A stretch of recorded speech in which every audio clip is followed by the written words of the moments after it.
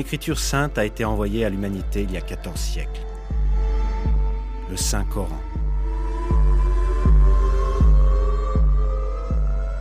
Depuis le jour de sa révélation jusqu'au jour du jugement, il restera le seul et dernier guide pour l'humanité. Il y a d'innombrables preuves indiquant que le Coran est la parole de Dieu. Dans le premier film, nous avons étudié les preuves qui sont des miracles scientifiques du Coran. Dans ce film, nous allons continuer à examiner ces miracles scientifiques qui prouvent que le Coran est la révélation de Dieu. Nous allons voir qu'un grand nombre de faits scientifiques que nous n'avons été capables d'établir qu'en utilisant la technologie moderne, depuis les couches de la Terre jusqu'à la dérive des continents, et depuis le sexe d'un bébé aux particules subatomiques, ont été révélés dans notre livre saint il y a 14 siècles.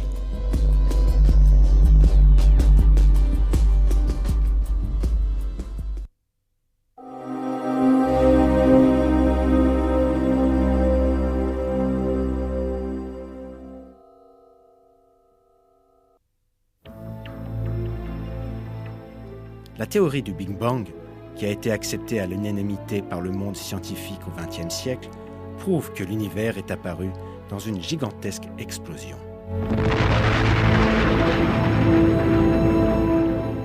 Un verset du Coran a révélé ce fait, il y a 1400 ans.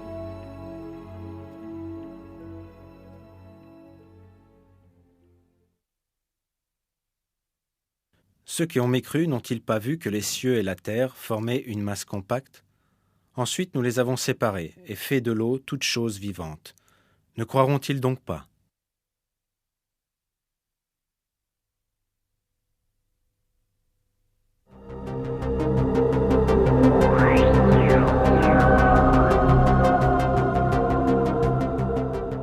Le mot ratq, qui est traduit par former une masse compacte, signifie en arabe mélanger, fusionner dans le langage courant.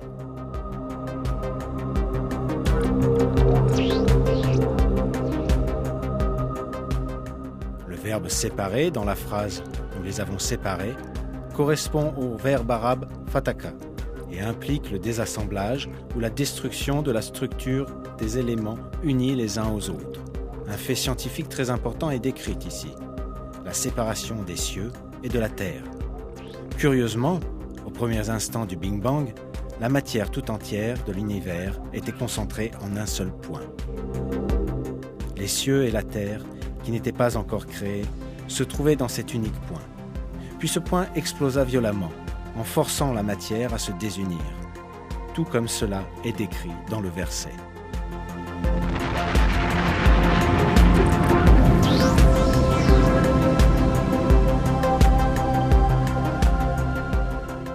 Les gens vivant il y a 14 siècles ne possédaient bien sûr pas les connaissances scientifiques ou la technologie leur permettant de savoir que la Terre, le Soleil, la Lune et les étoiles, et tout ce qu'ils voient ou tout ce qui est invisible dans le ciel, étaient initialement unis en un seul point.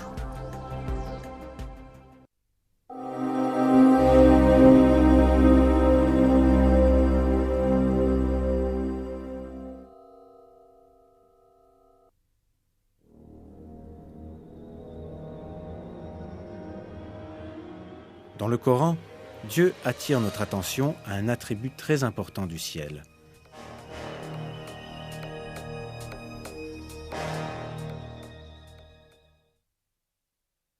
Nous avons fait du ciel une voûte protégée, et pourtant, il se détourne de nos signes.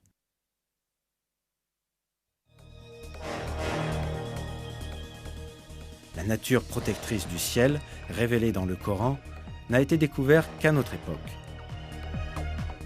L'atmosphère entourant la Terre nous protège de dangers mortels.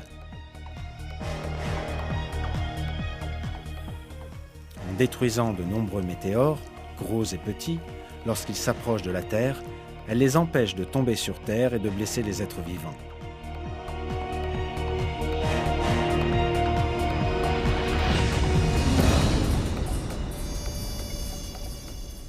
Elle filtre les rayons lumineux venant de l'espace qui sont nuisibles aux êtres vivants. Elle protège également la Terre du froid glacial de l'espace, dont la température est d'environ moins 270 degrés. En plus de l'atmosphère, il existe une autre couche formée par le champ magnétique de la Terre, qui sert de bouclier contre les radiations nuisibles qui menacent notre planète. Les ceintures de Van Allen. Grâce aux ceintures de Van Allen, les énormes émissions d'énergie appelées éruptions solaires qui surviennent fréquemment à la surface du Soleil ne détruisent pas la vie sur Terre. En bref, un système parfait est à l'œuvre bien au-dessus de la Terre. Il entoure notre monde et le protège contre les menaces extérieures.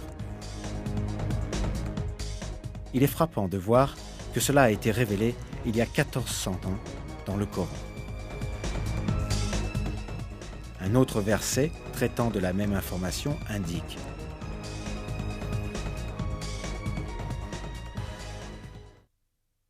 c'est lui qui vous a fait la terre pour lit et le ciel pour toit.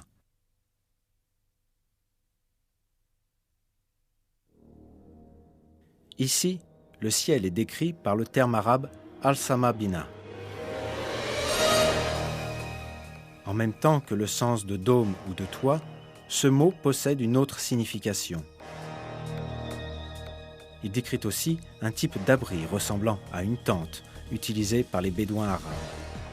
En décrivant le ciel comme une structure en forme de tente, le Coran souligne que c'est une forme de protection contre les éléments extérieurs. C'est la protection que l'atmosphère offre contre les météores et les rayons cosmiques. Tous ces faits montrent que cette information qui a été obtenue par l'humanité à la suite de longues recherches scientifiques a été communiquée dans le Coran il y a 1400 ans, quand il n'y avait aucun engin spatial ou télescope géant.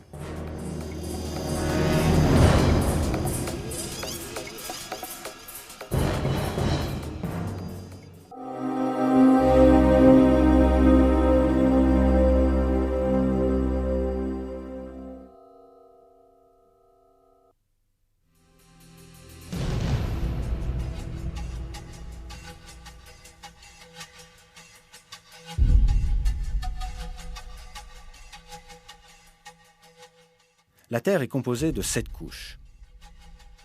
La première couche est l'hydrosphère, qui englobe toutes les eaux de la surface terrestre. La seconde couche, la lithosphère, est une strate dure formant la couche supérieure de la Terre. Son épaisseur moyenne est de 80 km. Elle est plus froide et dure que les autres strates et forme ainsi l'enveloppe de la Terre. La troisième couche est l'asténosphère. Elle est composée de substances chaudes, semi-solides et fondues. Les quatrième et cinquième couches, respectivement le manteau supérieur et le manteau inférieur, forment une région à haute température épaisse d'environ 2900 km, composée de roches semi-solides. Le noyau de la Terre se compose de 2 parties. L'une est le noyau externe liquide, épais de 2200 km. L'autre est le noyau interne solide, épais de 1250 km, les 6e et 7e couches. Le fait que la Terre se compose de telles strates n'est connu que suite à de longues recherches utilisant la technologie du XXe siècle. Pourtant, Dieu nous a communiqué cette information dans le Coran, qu'il a rempli de miracles scientifiques il y a 14 siècles.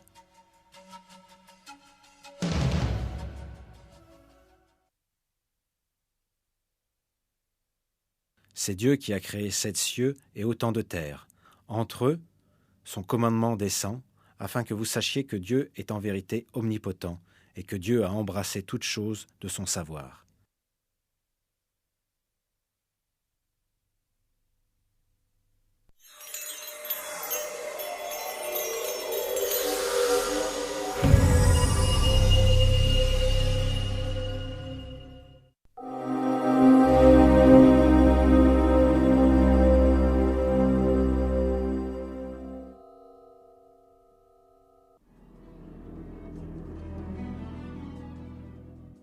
C'est au début du XXe siècle qu'un scientifique allemand, Alfred Wegener proposa la thèse que les continents de la Terre étaient attachés les uns aux autres quand elle se forma, puis qu'ils dérivèrent dans différentes directions, les séparant ainsi au fur et à mesure de leur déplacement.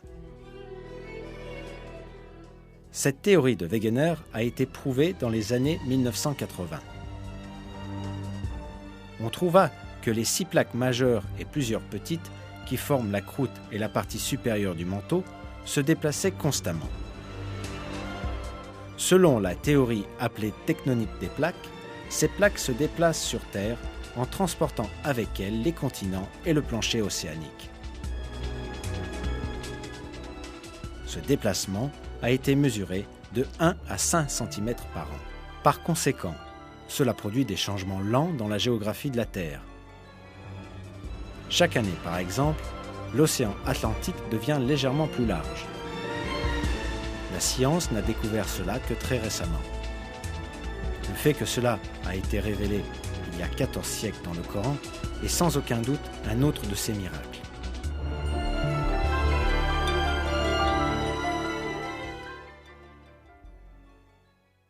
Et tu verras les montagnes, tu les crois figées, alors qu'elles passent comme des nuages. Dieu fait référence au mouvement des montagnes comme une dérive dans un verset du Coran. Aujourd'hui, les scientifiques modernes utilisent aussi le terme de dérive des continents pour ce mouvement.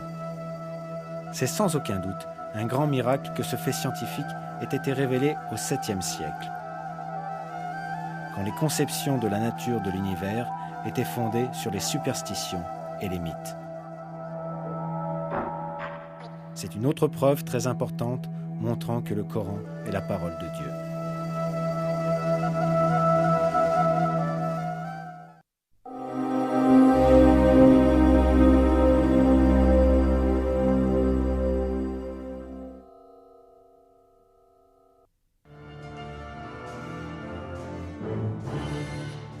La couche externe de l'atmosphère de la Terre est composée d'un grand nombre de gaz et particulièrement d'oxygène.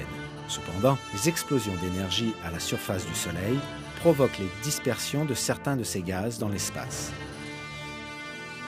Les chercheurs ont obtenu la première preuve concrète de cela grâce aux navettes spatiales de la NASA. On observa pour la première fois le fait que la Terre subit une perte de matière depuis ses couches externes les 24 et 25 septembre 1998. En d'autres mots, 14 siècles après que cette information fut communiquée dans le Coran.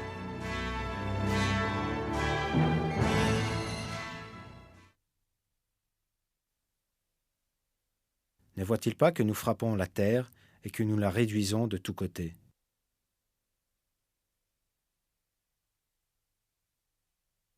Ne voit-il pas que nous venons à la terre, que nous réduisons de tous côtés ?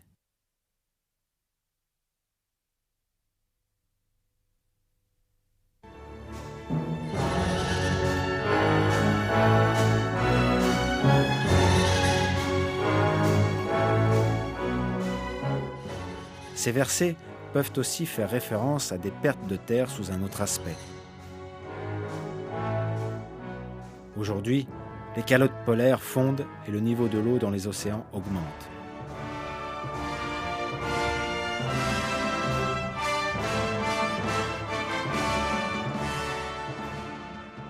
L'expression « nous la réduisons de tous côtés » dans les versets peut désigner les zones côtières qui sont recouvertes par l'eau. Bien sûr, Dieu sait mieux.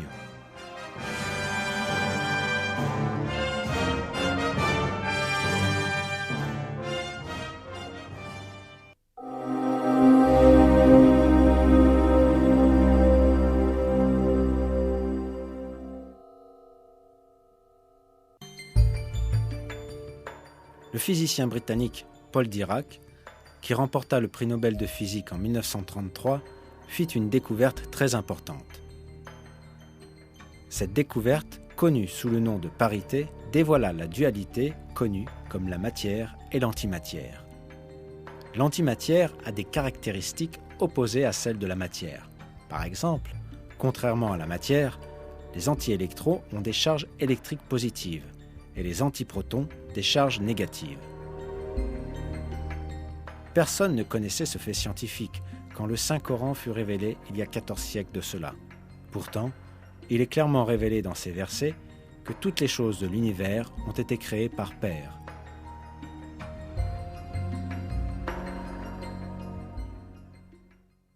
Louange à celui qui a créé tous les couples de ce que la terre fait pousser, d'eux-mêmes et de ce qu'ils ne savent pas.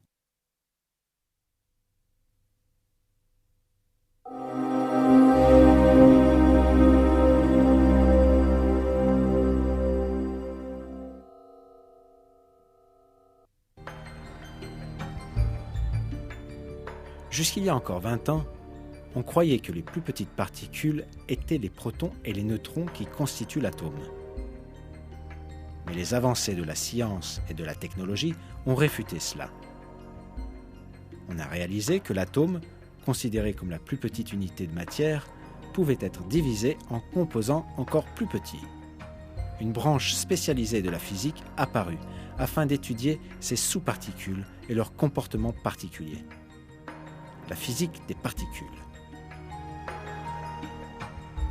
Les recherches de la physique des particules ont révélé que les protons et les neutrons qui composent les atomes sont en fait composés de sous-particules appelées quarks. Ce fait n'est apparu qu'au cours du dernier siècle, mais il fut révélé dans le Coran.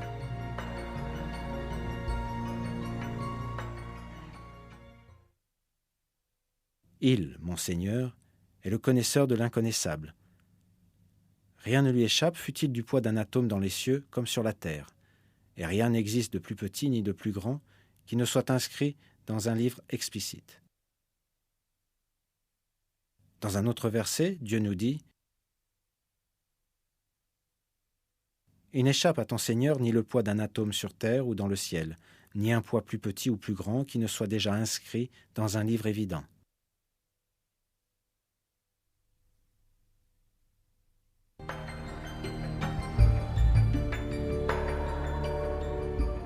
Ces versets font référence à l'atome et à des particules encore plus petites. Le fait qu'il existe même des sous-unités plus petites a été communiqué à l'humanité dans le Coran il y a 14 siècles.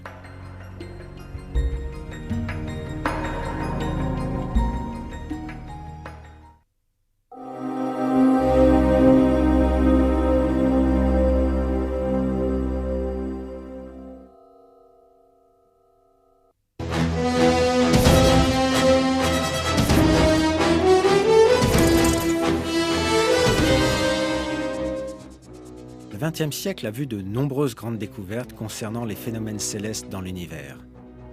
L'une d'entre elles est le trou noir.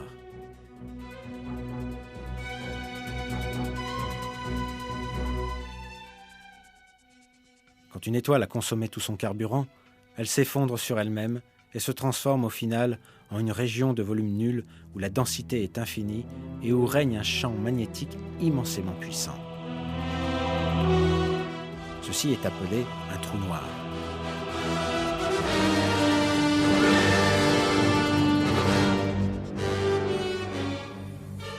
Nous ne sommes pas capables de voir les trous noirs, même avec le télescope le plus puissant, car leur force gravitationnelle est si puissante que même la lumière ne peut en réchapper.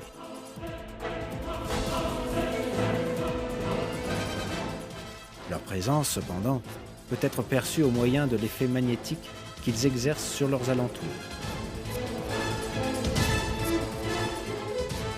Dans le Coran, Dieu attire l'attention sur ce sujet de cette manière, en jurant sur la position des étoiles.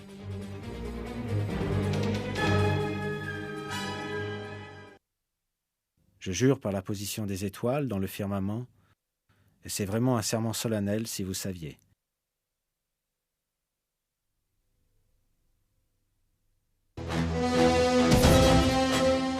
Toutes les étoiles massives exercent des champs gravitationnels dans l'espace.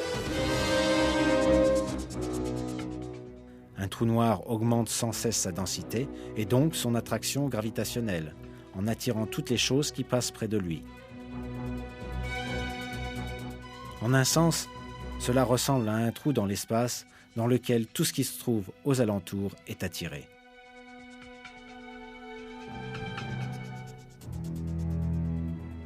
Cette information du Coran concernant les étoiles est aussi remarquable.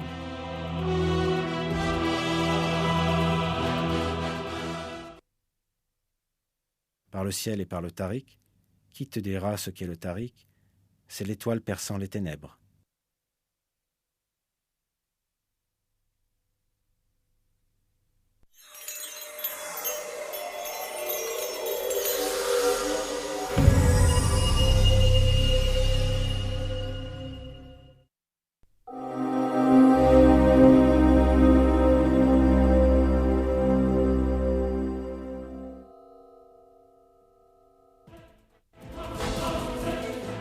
L'électricité.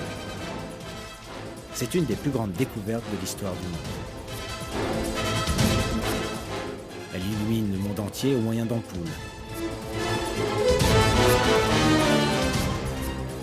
En fait, cette grande découverte était notée dans les versets du Coran il y a 14 siècles de cela.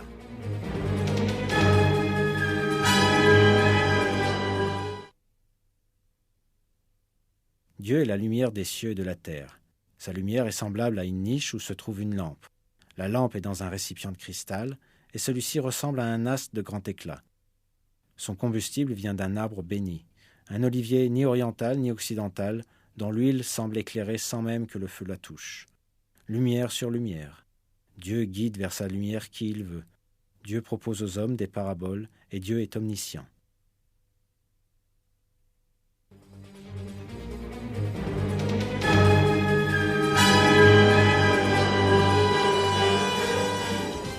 Ce verset fait référence à quelque chose qui émet de la lumière.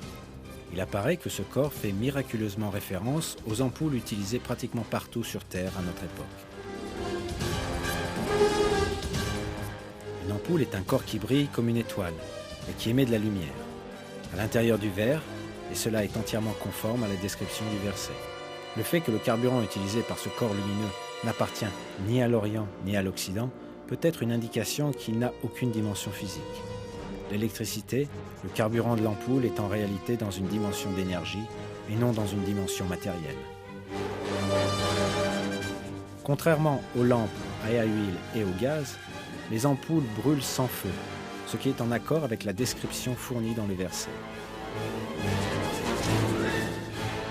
À la lumière de toutes ces informations, on peut en déduire que ces versets font référence aux ampoules, une invention des plus importantes. Bien sûr, Dieu sait mieux.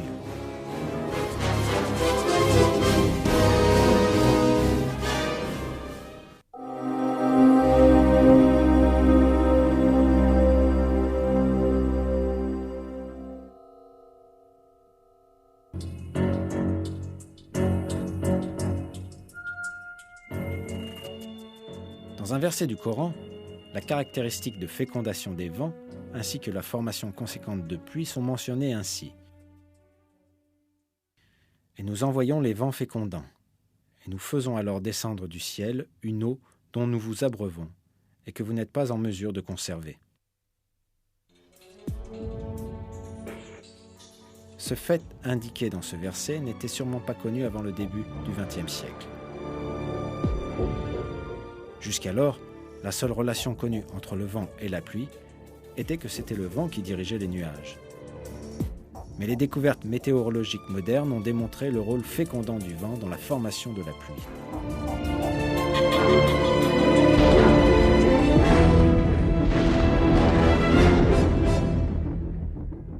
Selon ces découvertes, à la surface des océans et des mers, un grand nombre de bulles d'air se forment à cause de l'écume. Au moment où ces bulles éclatent, des milliers de particules minuscules, avec un diamètre d'1 millième de millimètre, sont expulsées dans l'air. Ces particules, appelées aérosols, se mélangent avec la poussière transportée par le vent depuis la Terre et elles sont portées jusqu'aux couches supérieures de l'atmosphère. Ces particules portées en altitude par les vents rentrent en contact avec la vapeur d'eau s'y trouvant. La vapeur d'eau se condense autour de ces particules et se transforme en gouttes d'eau.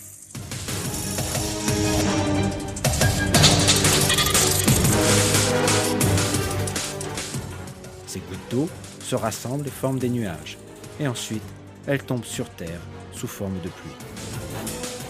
Pour résumer, la formation de pluie survient quand les vents fécondent les nuages avec les aérosols, de la même manière que ce qui a été révélé dans le Coran, à une époque où les hommes ne connaissaient pratiquement rien des phénomènes naturels.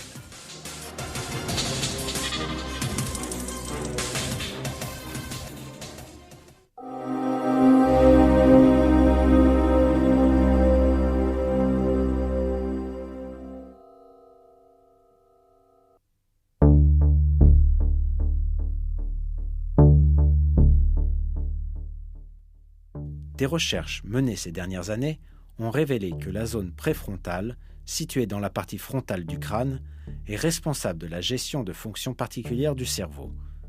Cette zone du cerveau est également responsable de la planification, de la motivation et du déclenchement des comportements bons et honteux, ainsi que du fait que nous disons des mensonges ou la vérité. Un livre intitulé Essential of Anatomy and Physiology, l'essentiel de l'anatomie et de la physiologie, indique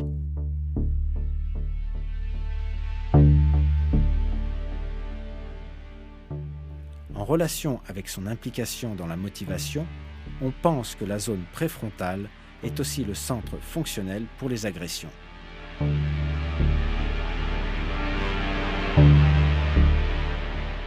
Une information similaire à ces faits, découvert par les scientifiques ces 60 dernières années, a également été communiquée dans le Coran il y a 14 siècles.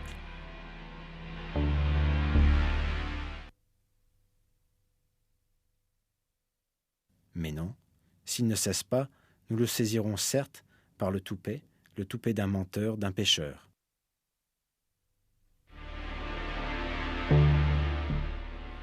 L'expression « le toupet d'un menteur, d'un pécheur » dans ce verset est assez remarquable. Cela démontre un parallèle proche des activités menées dans la partie frontale du cerveau.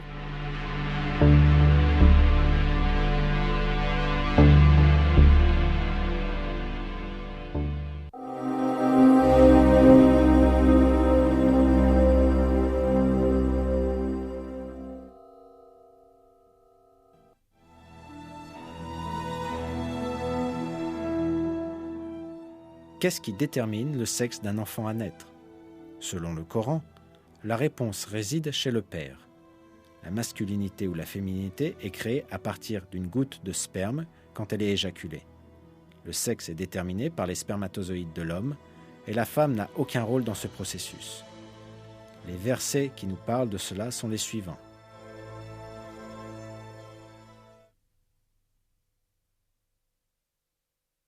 C'est lui qui a créé les deux éléments de couple, le mâle et la femelle, d'une goutte de sperme quand elle est éjaculée.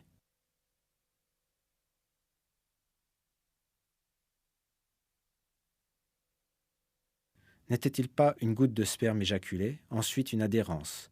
Puis Dieu l'a créé et formé harmonieusement. Puis on a fait alors les deux éléments de couple, le mâle et la femelle.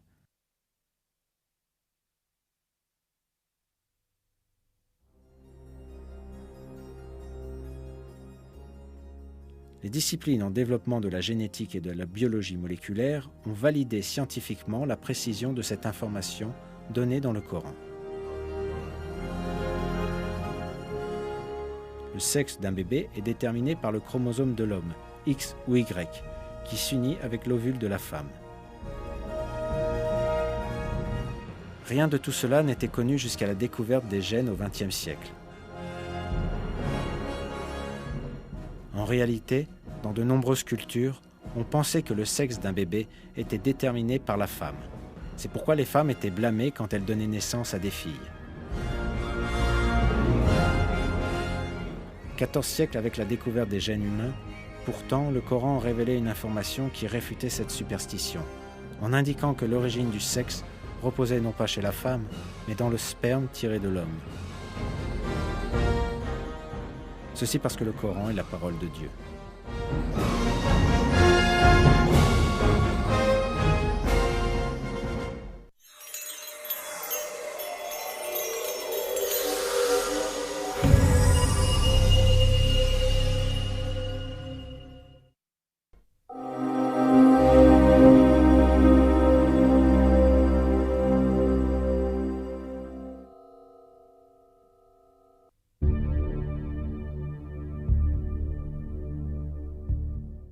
Quand le spermatozoïde de l'homme s'unit avec l'ovule de la femme, l'essence du bébé à naître est formée.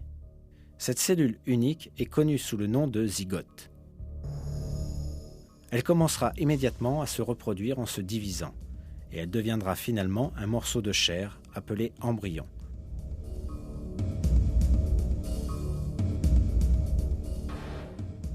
L'embryon, cependant, ne passe pas sa période de développement dans le vide. Il s'accroche à l'utérus, comme des racines se fixent fermement à la terre par leurs vrilles. À travers ce lien, il peut obtenir les substances essentielles à son développement depuis le corps de la mère. Ici, un miracle important du Coran est révélé. En parlant de l'embryon qui se développe dans l'utérus de la mère, Dieu utilise le mot « alaq » dans le Coran.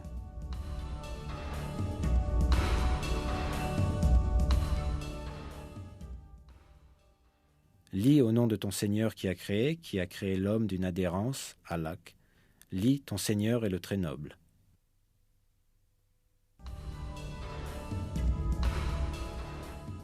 La signification du mot alaq en arabe est une chose qui s'accroche à un endroit. Très certainement, l'utilisation d'un mot aussi spécifique pour désigner l'embryon se développant dans l'utérus de la mère prouve une fois de plus que le Coran est la parole de Dieu, le Seigneur de tous les mondes.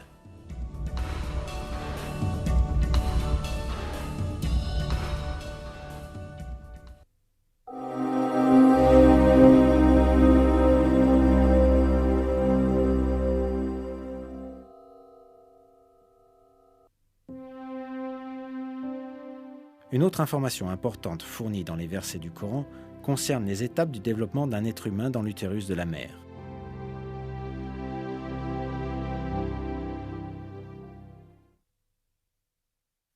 Ensuite, nous avons fait du sperme une adhérence, et de l'adhérence, nous avons créé un embryon. Puis de cet embryon, nous avons créé des os, et nous avons revêtu les os de chair. Ensuite, nous l'avons transformé en une toute autre création. Gloire à Dieu, le meilleur des créateurs.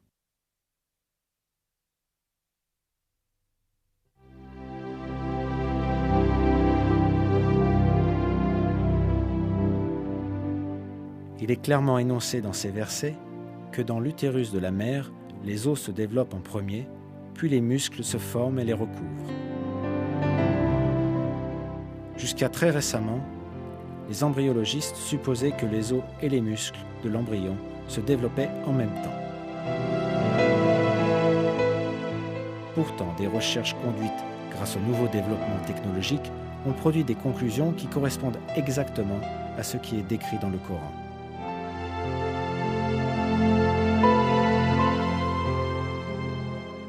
D'abord, le tissu cartilagineux de l'embryon s'ossifie.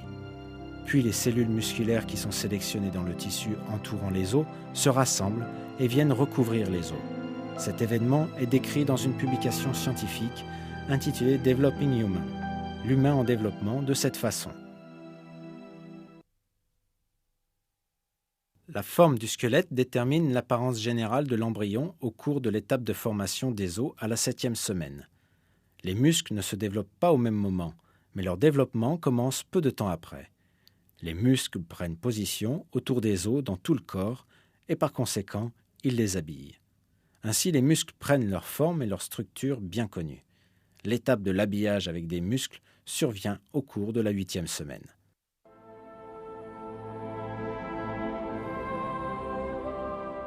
En bref, les étapes du développement de l'homme, comme décrites dans le Coran, sont en parfaite harmonie avec les découvertes de l'embryologie moderne. Le professeur honoraire Keith Moore, du département d'anatomie et de biologie cellulaire de l'Université de Toronto, un des plus éminents embryologistes du monde, est un de ceux qui identifia ce miracle dans le Coran. Le professeur Moore examina les versets concernant la naissance humaine et annonça ses conclusions par ces paroles.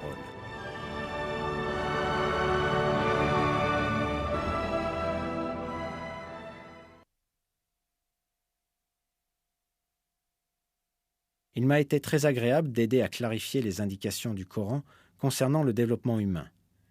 Il est clair à mes yeux que ces indications doivent avoir été communiquées au prophète Mohammed, paix et bénédiction sur lui, par Dieu ou Allah, car la plupart de ces connaissances n'ont été découvertes que plusieurs siècles plus tard. Cela prouve à mes yeux que le prophète Mohammed, paix et bénédiction sur lui, a dû être un messager de Dieu ou Allah.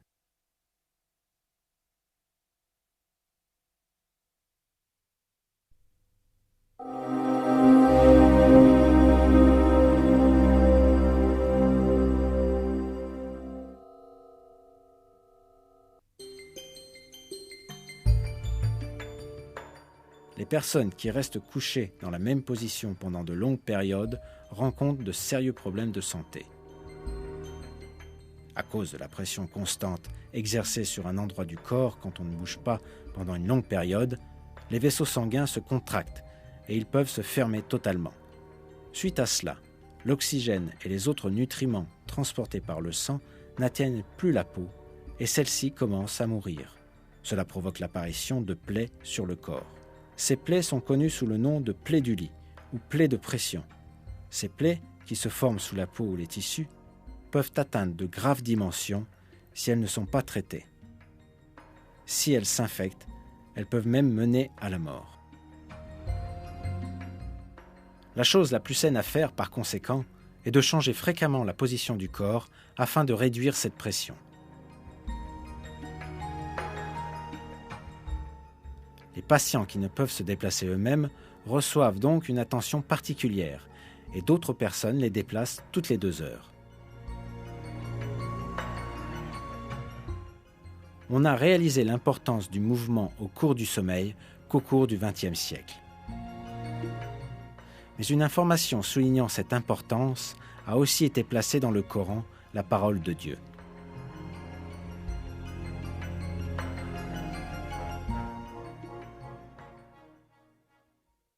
Et tu les aurais crus éveillés alors qu'ils dorment. Et nous les tournons sur le côté droit et sur le côté gauche. Le verset ci-dessus fait référence aux compagnons de la caverne, lesquels restèrent endormis pendant des centaines d'années. De plus, Dieu révèle également qu'ils bougeaient leur corps à gauche et à droite pendant leur sommeil. Le fait que ces données médicales qui ont été découvertes au cours de notre propre siècle étaient notées dans le Coran est sans aucun doute un autre de ces miracles.